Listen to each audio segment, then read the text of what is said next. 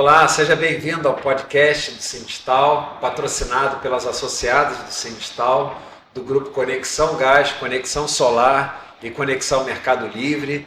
Nós estamos aqui mais esse episódio para trazer para você informações do setor, informações que são importantes para você, para o teu negócio e para o teu consumo também.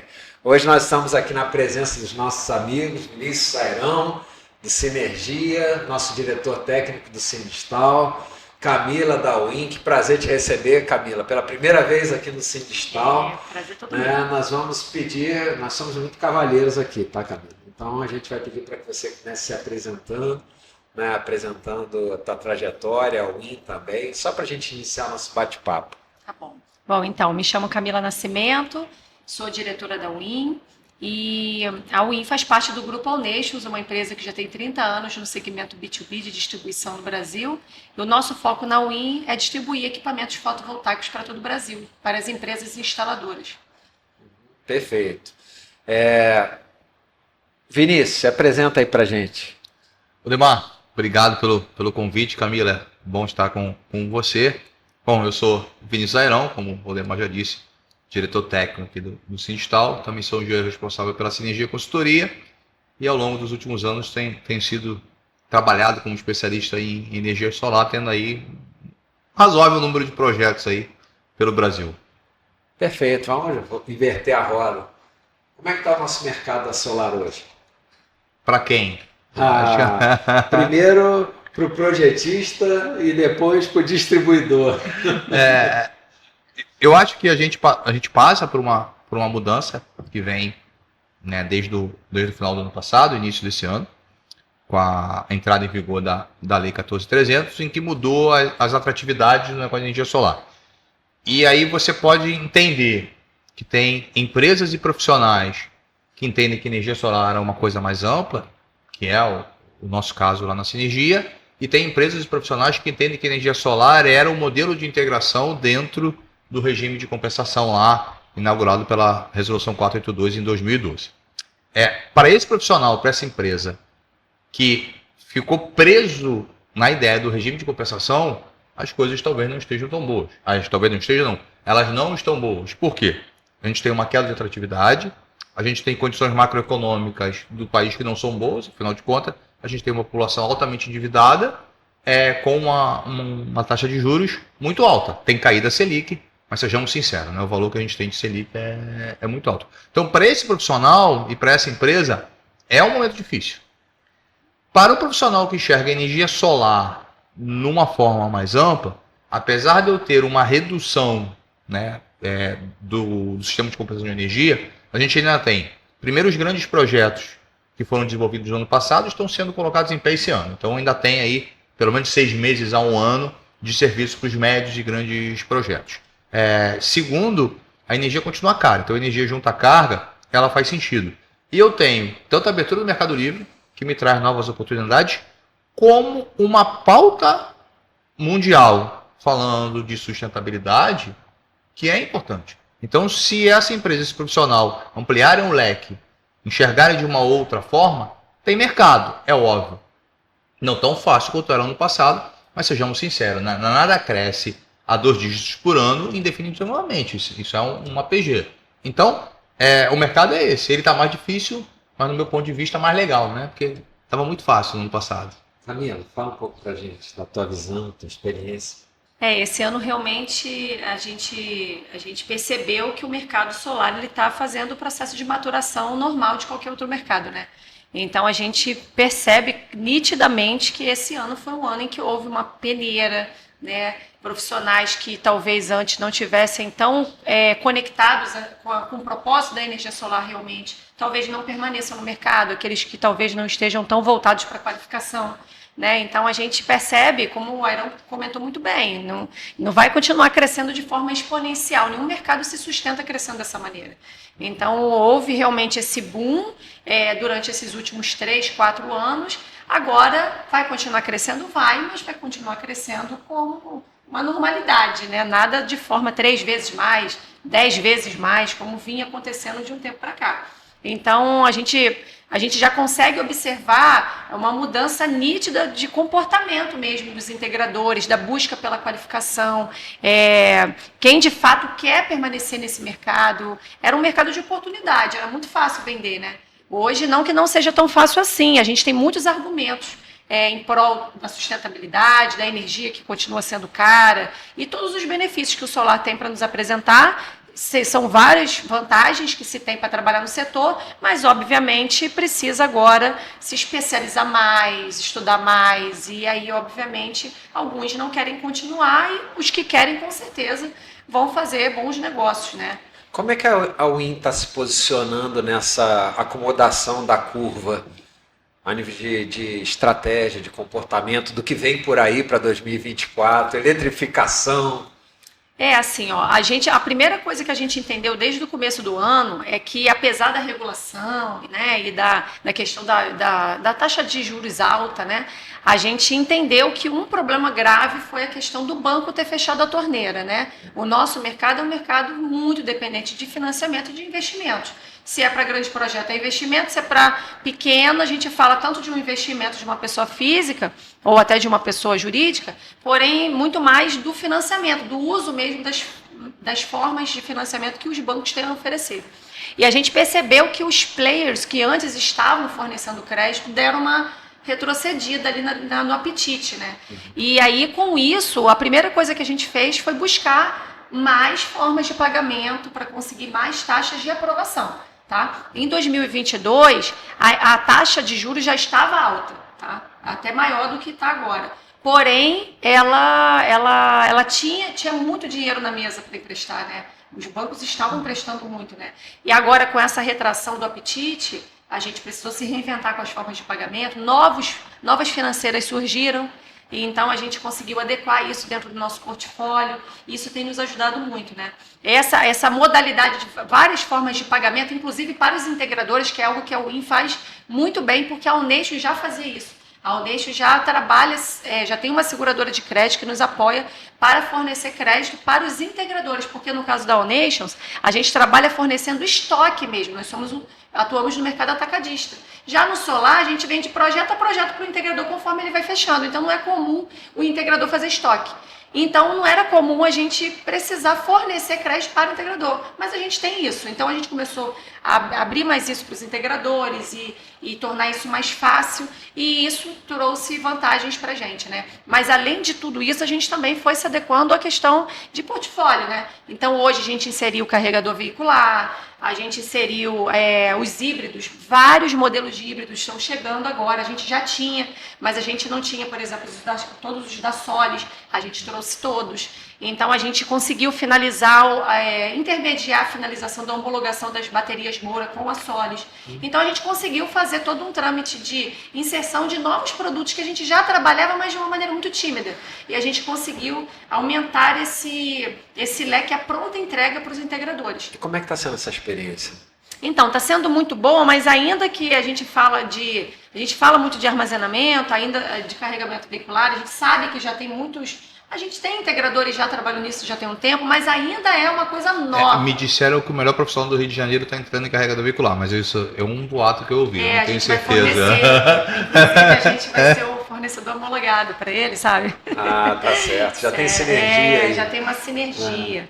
Mas então, a gente tem percebido um apetite muito grande dos integradores em, de fato, conhecer mais sobre essa linha de produtos, porque apesar de a gente falar que é um negócio que já chegou, né? Já tem negócios sendo realizados nesse sentido para condomínios, para montadoras, para concessionárias, mas ainda como o solar estava bombando, o pessoal focou ali no projeto tradicional e o híbrido não era a menina dos olhos, né? Então hoje, até por todas as questões concessionárias que a gente tem, podendo trabalhar off-grid em alguns lugares que tem problemas de energia, de fornecimento de energia ou muitas quedas, então a gente começa a ver os integradores migrando um pouco, aumentando o seu leque de participação de mercados que antes eles não olhavam. Então a gente vê sim um aumento no interesse, mas a gente vê muito interesse em estudar, em aprender e ainda pouco consumo desse tipo de produto por parte dos integradores, tá? Tem aumentado, mas ainda num percentual pequeno comparado tradicional. Deixa eu colocar 2 elementos antes, eu já sei que você Eu vai quero falar. perguntar, não, eu quero perguntar a ela. Mas então deixa eu só Complemento. aproveitar. A eletrificação é um modismo ou já é uma realidade? Essa é a primeira questão. E a segunda questão que eu já vou emendar para o mercado de GD, qual é o impacto da revisão do Mercado Livre 2024? Tá. Ó, falando da questão da mobilidade elétrica, eu não acredito que seja modismo, não. Eu acho que é uma necessidade, né? Eu acho que é uma necessidade mundial a gente partir para formas diferentes de se locomover, né? E mais sustentáveis, se tratando de a gente conseguir atrelar a energia renovável, que eu sei que o Iron fala bastante disso, né? Que não adianta a gente aumentar o consumo da energia elétrica, senão junto andar com as renováveis, né? Então, assim, a gente vê que em outros países, isso tem país que já não tem mais produção de carros que não sejam eletrificados. Então, a gente começa a já ver, não é modismo, é uma tendência e o Brasil está fazendo parte disso, né? Agora, em relação a questão do Mercado Livre, vai abrir, né, agora. Eu acredito que ainda vai ser um bololô, não vai ser tão fácil assim. A gente vê que tem uma agência do Bradesco específica para abrir, para cadastrar. Vocês sabiam disso? Não. É uma única Na verdade, agência. mas isso é só no atacadista. Ah, O modelo de abertura do Mercado Livre, qual foi o segredo, né, o grande detalhe? As empresas têm que ser varejistas. Quem está fornecendo é varejista. E aí, o consumidor final, todo esse problema é resolvido pelo varejista. Então, hoje, se eu resolver abrir uma varejista, eu tenho que fazer um aporte, que eu não sei de quanto é. Então, o cliente só migra. Tá? O cliente atacadista, e você tem razão, é uma conta única no Bradesco. Eu acho que é no Bradesco em Brasília. Não, em São Paulo. Mas é uma agênciazinha. É um negócio bem... Tá feito para não funcionar ou tá feito só para quem sabe o caminho? Você tinha... Poucos, né? Poucos. Mas assim, não, Então, é um piloto para eles, né? Mas assim, a gente... Inclusive, eu tô até me especializando um pouco mais em Mercado Livre, que ainda não é minha praia mesmo, mas eu comprei um curso, estou fazendo, e o que eu percebo é que vão haver oportunidades, né? Vão haver oportunidade para quem quer comercializar energia, a gente já vê esse trabalho acontecendo, a gente está sendo muito acionado para fornecer equipamentos para usinas maiores, né, de empresas que estão focadas em locar essas usinas para comercializadoras. Então já tem uma movimentação que já está acontecendo e eu acredito que assim, vão ser oportunidade, né? Não é todo mundo que agora vai poder migrar para o Mercado Livre, né? Então ainda continua tendo muita demanda em outros grupos, né? No grupo B, o grupo B, abaixa atenção, vamos chamar assim. E o grupo A é que vai abrir tudo. Abrir tudo. Então a gente vê oportunidades. Eu acredito assim, que são sempre oportunidades, né? A gente realmente vai precisar analisar para saber como a gente pode usufruir de todas essas mudanças que o mercado elétrico está passando. Né? Legal. Vinícius. Camila, eu quero pegar num ponto que eu acho que a gente ouve muito pouco o distribuidor. É uma crítica muito grande minha aqui dentro do Sindustal é que o prestador de serviço, no caso o integrador ou a empresa de engenharia, a gente não tem o hábito de ver toda a cadeia de valor.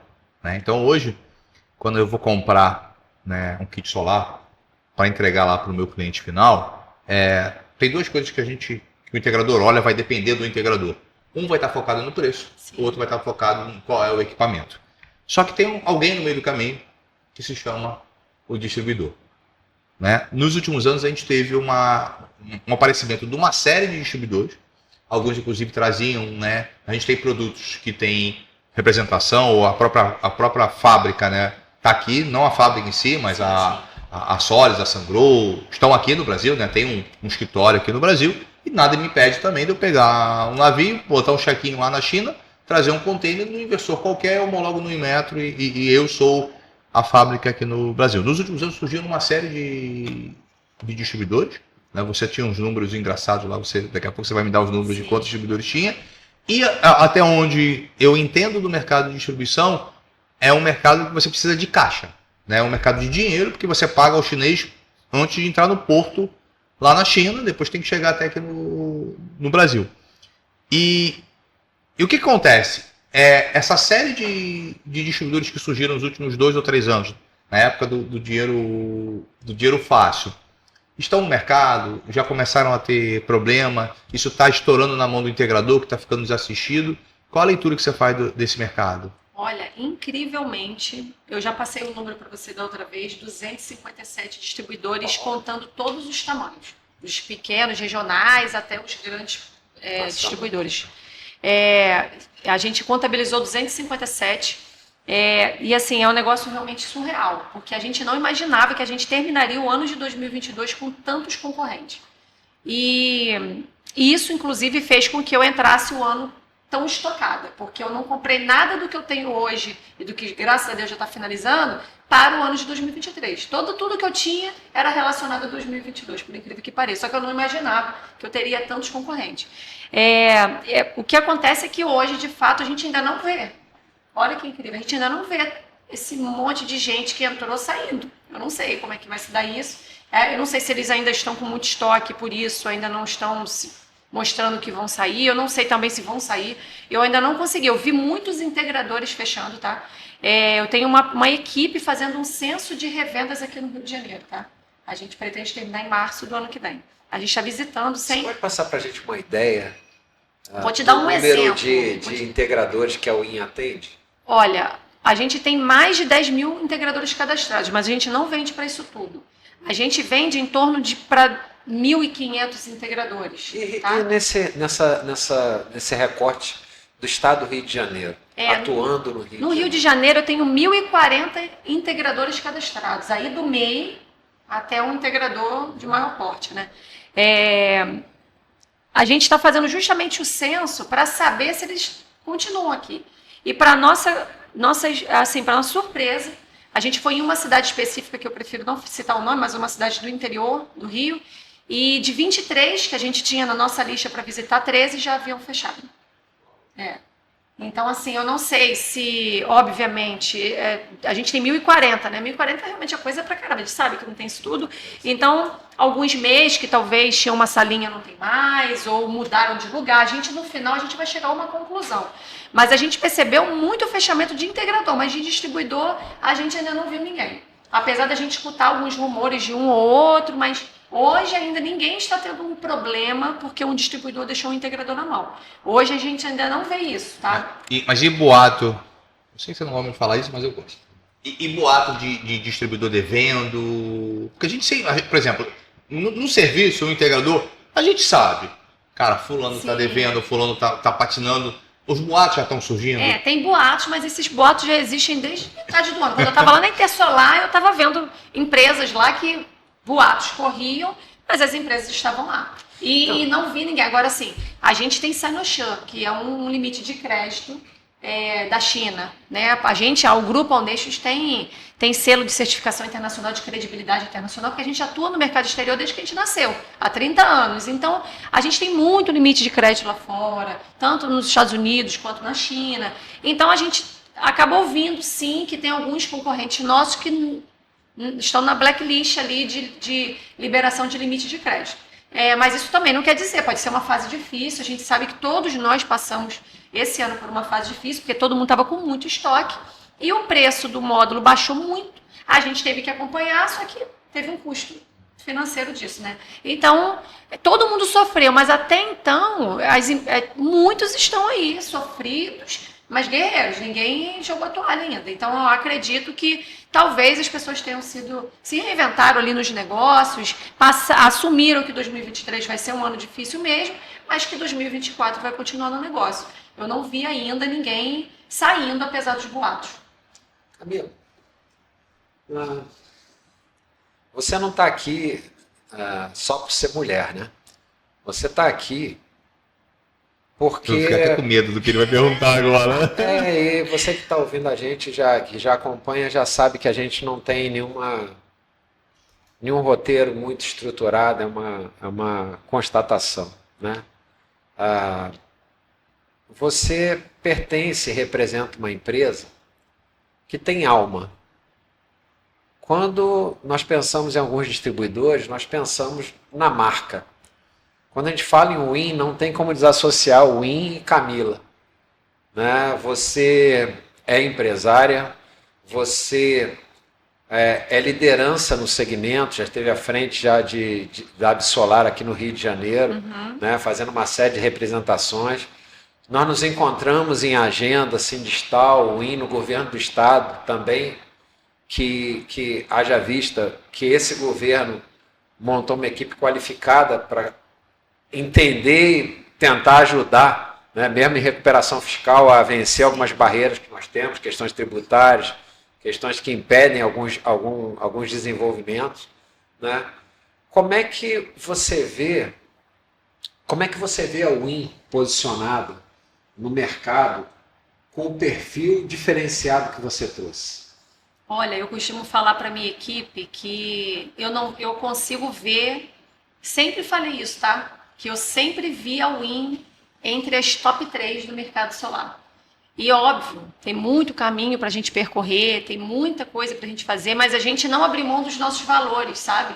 Nesse tempo todo, desde que a gente começou, a gente vem trazendo no nosso sangue o nosso DNA do Grupo All Nations, que é um grupo muito consolidado, que já passou por muitas coisas nesse Brasil, né? Se adaptou a tudo, a substituição tributária, a mudança de tudo quanto é regulação, e a empresa sobreviveu, os 4 acionistas são os mesmos que eram sócios quando era uma limitada.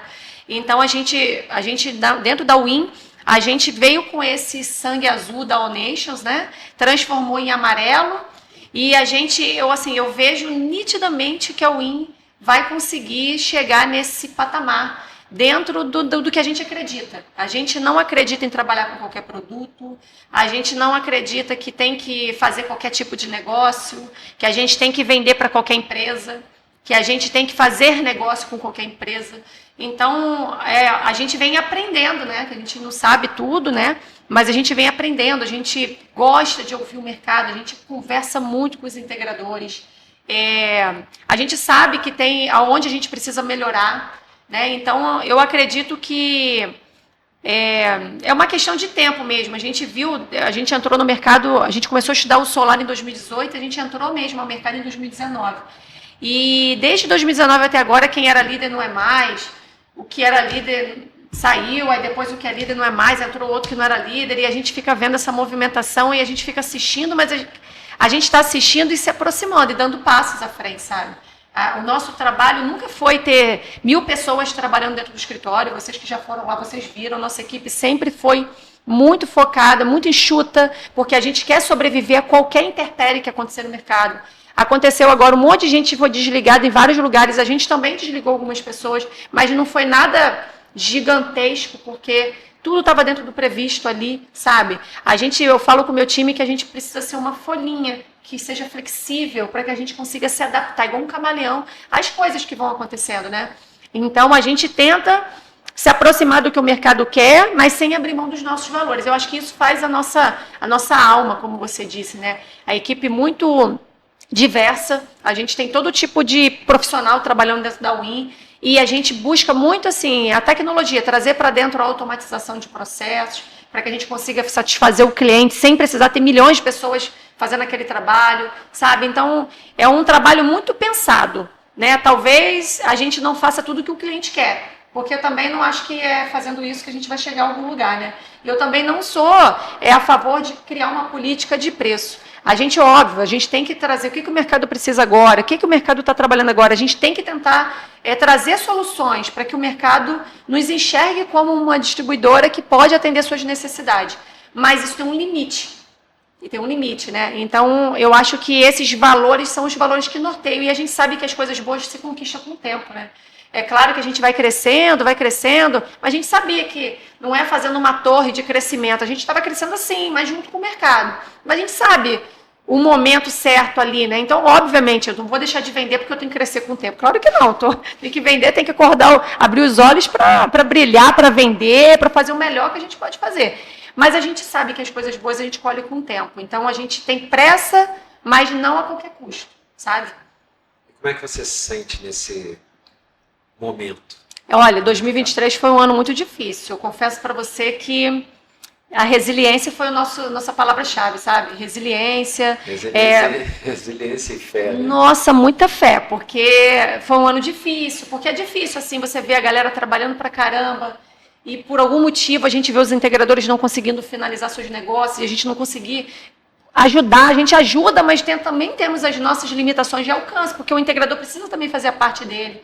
Então a gente a gente vê integrador fechando, nossa, muito difícil, pessoas sendo desligadas no mercado, foi um troca-troca de pessoas e pessoas até dos nossos concorrentes. A gente viu uma união entre a gente, os concorrentes, sabe? A gente se uniu mesmo, a gente se falou mais, o que está acontecendo aí? A gente abriu mais o coração.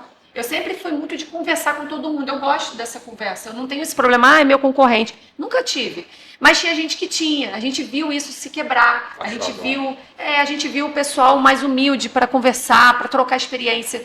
Isso foi de uma maneira geral. E assim, como eu me sinto assim, passando por uma fase difícil, sabe? Como o Churchill dizia que quando você está atravessando o inferno, você tem que atravessar, né? Não pode parar. Eu só não parei. Continuei acordando todos os dias com a mesma motivação, seguindo para não deixar o nível de produtividade do meu time cair, porque ainda tem isso, né? A galera começa a ver os clientes fechando, ou uma venda que não está concretizando, um negócio que a gente não consegue fazer por conta do preço ou por algum outro motivo, e a galera tem que manter a moral elevada, motivação elevada, não é fácil. Vai passar, é difícil, assim, confesso que não foi um ano muito fácil, não, na verdade foi um ano bem difícil, mas foi um ano de muitos aprendizados, tá? E a gente leva esse 2023 assim, eu queria pular ele, mas como eu não posso, ele vai entrar para o meu caderninho de aprendizado. Faz parte do aprendizado. Esse foi um ano difícil, mas foi um ano, acho que talvez, necessário, sabe? Vinícius, para você, foi um ano difícil? Estamos já no final de novembro, já praticamente vamos ser sinceros, né? Quem está no ramo de instalações há muito tempo... É sempre difícil. Já passei por 2004, 2005, 2006, depois a gente passa, depois teve o boom lá, 2009, 2010, a gente que mandava, né? O preço era o nosso, não era da construtora. Eu passei por 15, 16, 17, quebrei, pra ser sincero com você.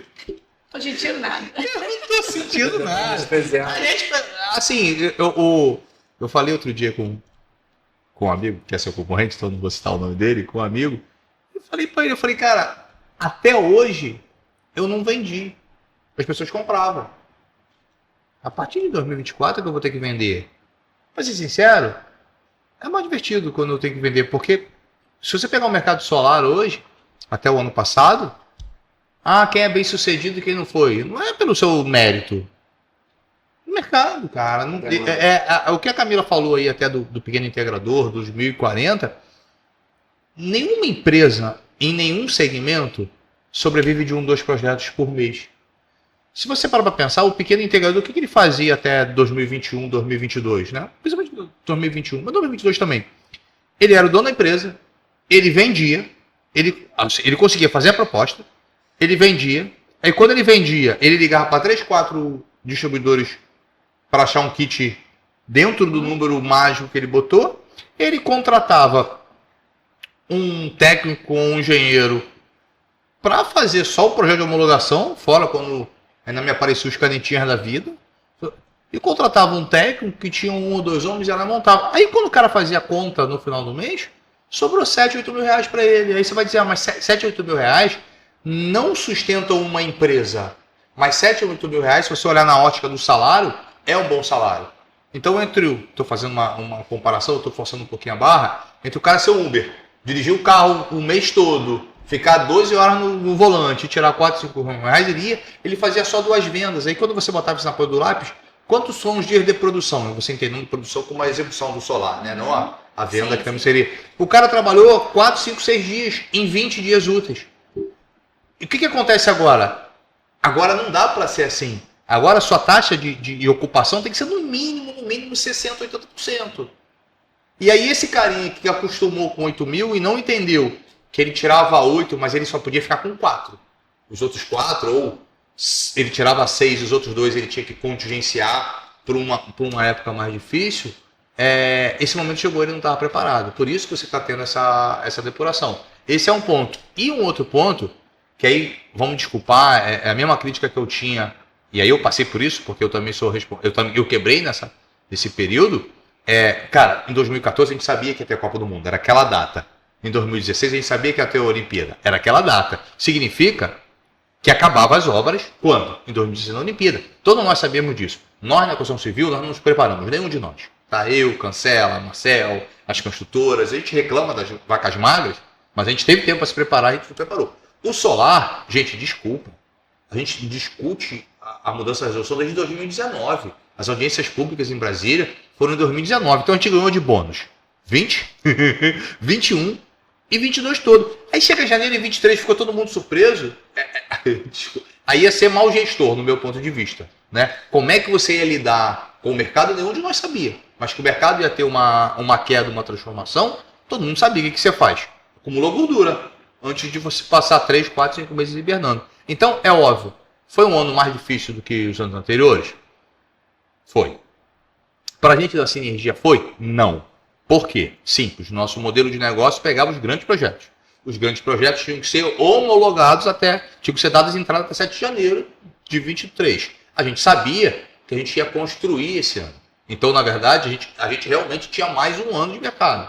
Esse um ano de mercado não virou um ano, tá? Ele está virando 1 ano e meio, 2 anos, porque a Light e a Enel, muito obrigado dessa vez, vocês serviram para algo, levaram tanto tempo para entregar os pareceres, por exemplo, que eu tenho um parecer meu, que eu dei entrada no passado, que saiu tem 20 dias. Nossa. Significa que o meu cliente tem 12 meses agora para construir. Então ele ainda me deu uma folga de vender para esse cliente projeto executivo, comissionamento, uma série de coisas. Só que desde o ano passado a gente está pensando, qual é o próximo passo? Então hoje a gente tem na Sinergia um contrato com uma empresa para energia por assinatura. Então a gente sentou com, olha só, eu vou bater no cliente, eu vou ter que vender algo para o cliente. Esse cliente é de baixa tensão. Ah, ok. Eu tenho um contrato com uma empresa para vender energia no Mercado Livre. A gente tem um contrato agora de integração, distribuição e revenda de carregador veicular, fora o DNA original. Então hoje, na hora que eu chegar numa indústria, eu só escolho qual é. Eu sou o caixeiro viajante. O que você precisa? Ah, minha energia está cara. Todas as opções. Minha energia está cara, eu vou te vender o solar, não tem dinheiro para comprar o solar. Não tem problema nenhum, eu tenho uma energia por assinatura. Ou eu vou te botar no Mercado Livre. Ah não, vamos fazer uma eficiência energética, vamos botar um carregador veicular e vou te dar um selo que essa energia do carregador veicular também é verde. Ou seja, todo esse portfólio a gente tem. Ah, porque vocês são muito inteligentes? Não, gente, eu não sou muito inteligente. Na verdade, eu não sou inovador, eu sou um bom copiador. Isso eu copio muito bem, inclusive.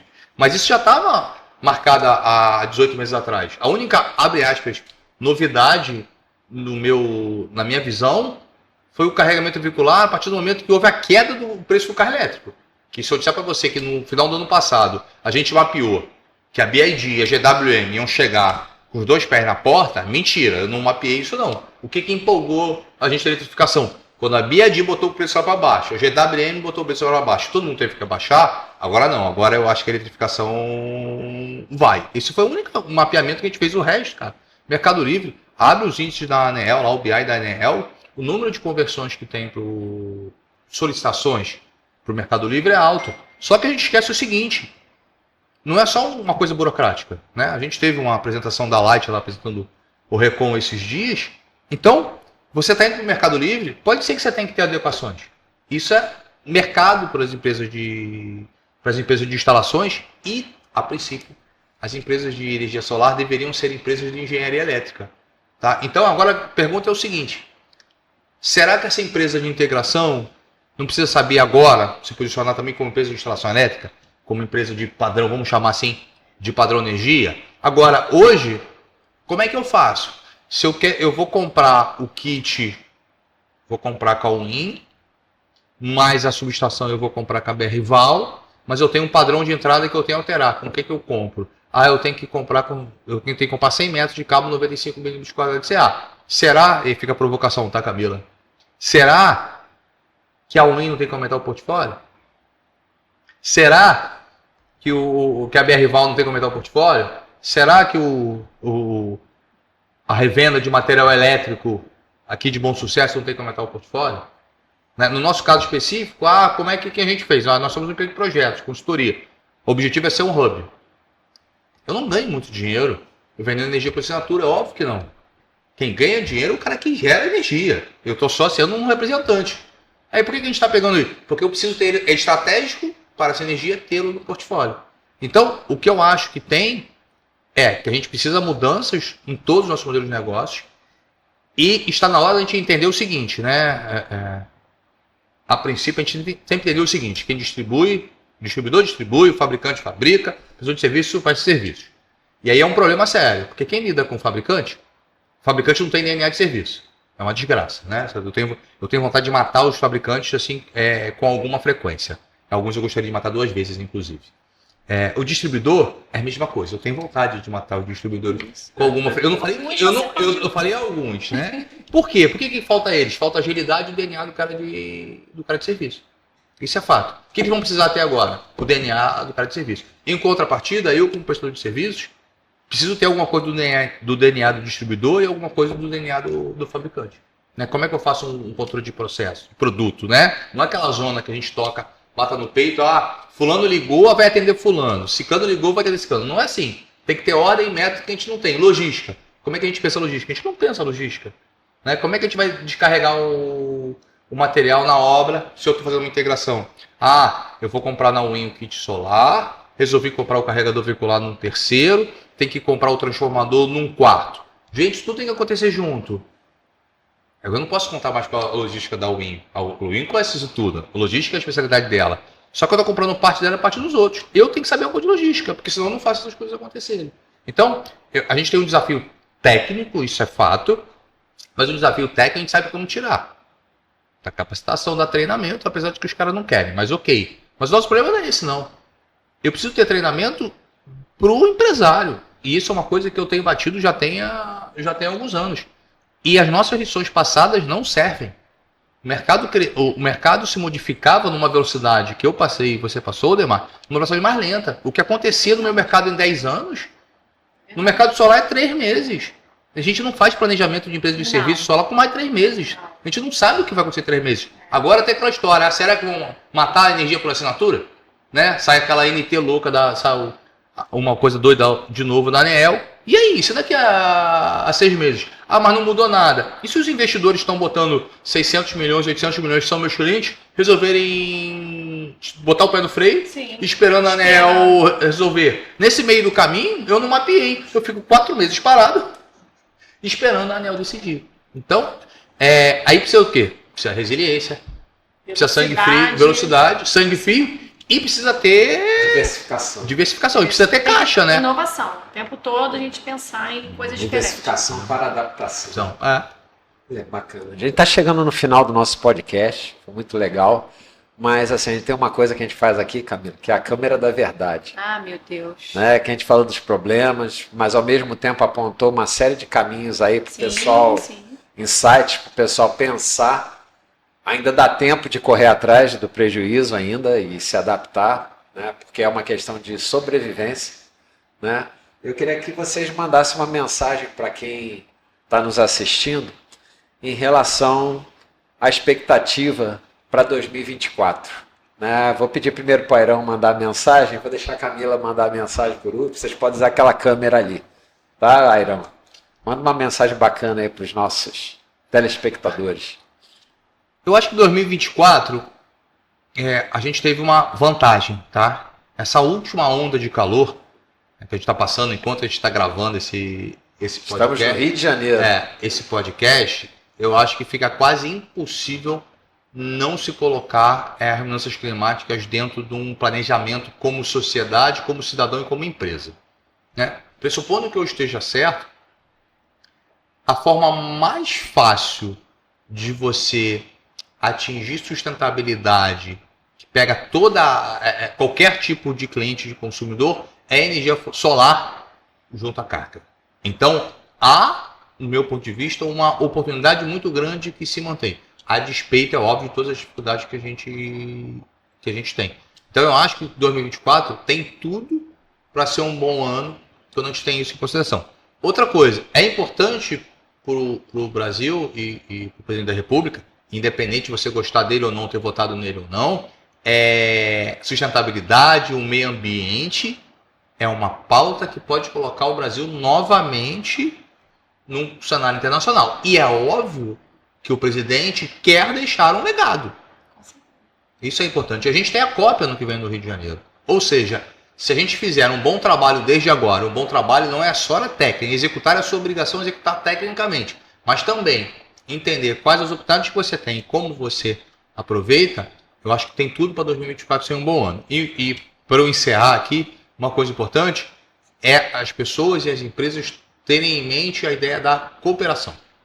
Nós não vamos conseguir fazer tudo sozinhos.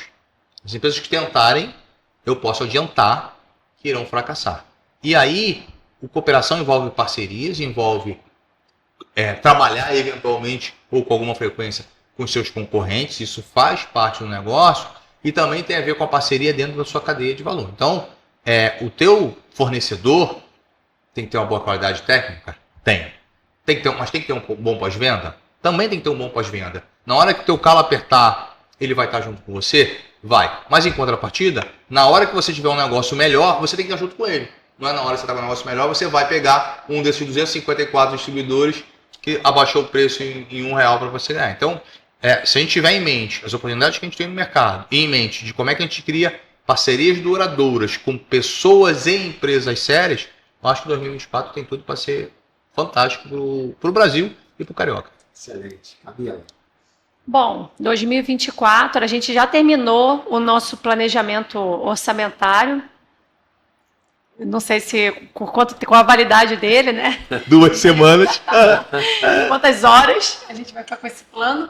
Mas a nossa expectativa, segundo até as conversas que nós tivemos com os nossos fornecedores, que têm acesso fácil ali, porque pagam aqueles estudos globais, né?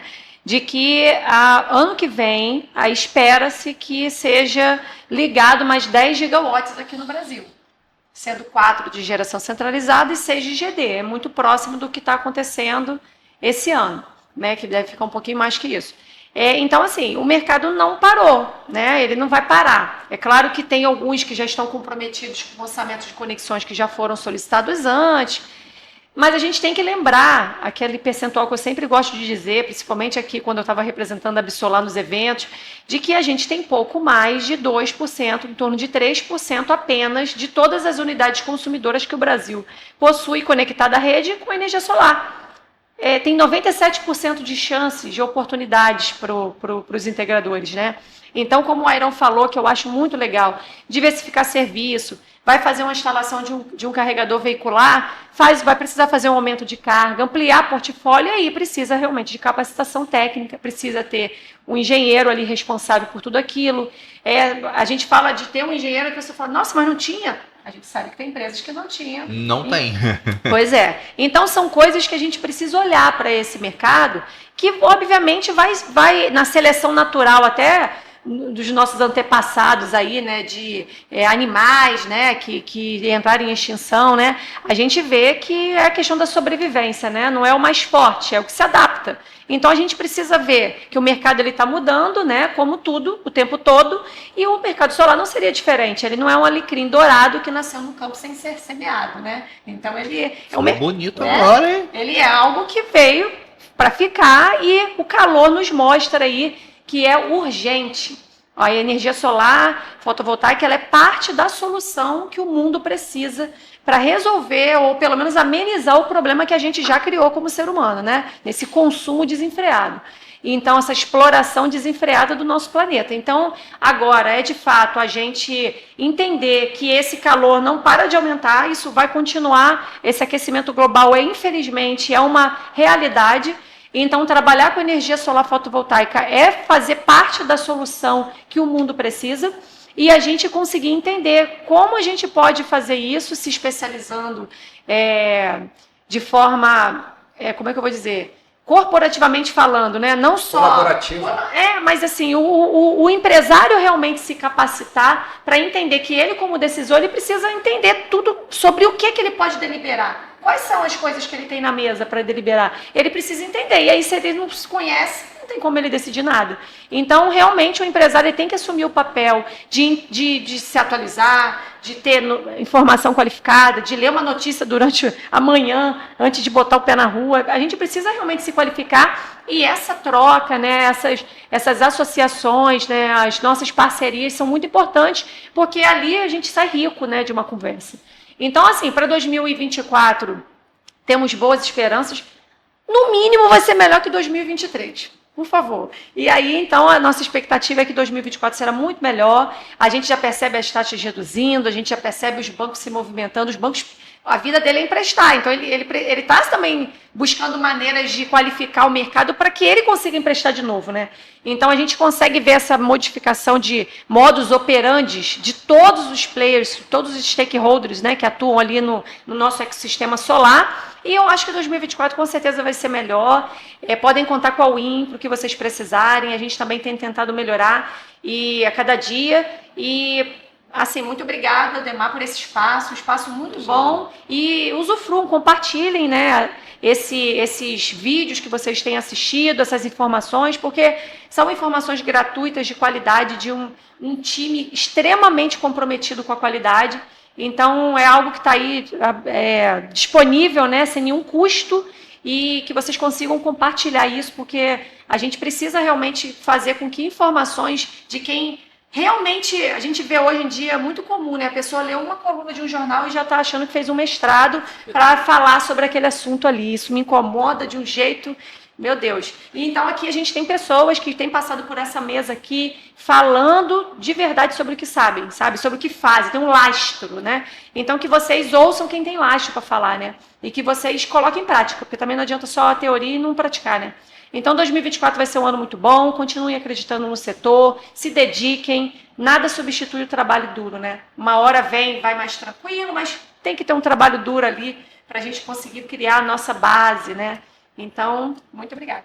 Nós que agradecemos, Vinícius, Camila, foi uma honra ter você a gente. O Vinícius já é da casa, mas você está devolvendo a visita que nós fizemos lá na Win, né? Os empresários que estiveram lá, muitos já são seus clientes, naturalmente. Outros se tornaram. Né? Outros se tornaram e outros se tornarão também. Com certeza. Né? Então, eu te desejo muito sucesso na tua caminhada, que você continue fazendo essa liderança que você tem feito. Né? É um motivo de muito orgulho para nós, enquanto Estado do Rio de Janeiro.